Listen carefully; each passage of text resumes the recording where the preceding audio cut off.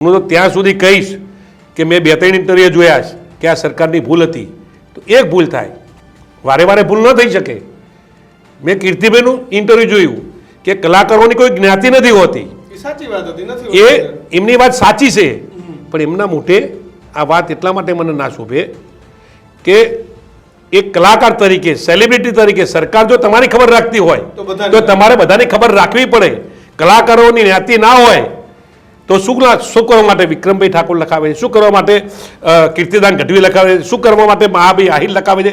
તમામે તમામ લખાવો. કલાકાર માયાભાઈ કલાકાર, કીર્તિભાઈ કલાકાર, વિક્રમભાઈનો સવાલ એટલા માટે નથી કે વિક્રમભાઈ ના દુઃખ લાગ્યું છે ને વાત કરી છે એટલા માટે હું વિક્રમભાઈને કલાકાર લખવાનું કરું.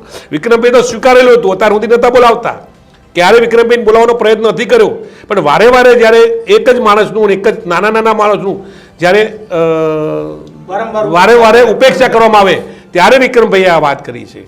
અને જે લોકો કલાકારોની જ્ઞાતિ વિશે વાત કરે છે તો એમને પોતાની જ્ઞાતિ જે લખાવાનું ખરેખર બંધ કરવું જોઈએ અને એમના નામ સામે કલાકાર લખાવવો જોઈએ, તો એ કહી શકે.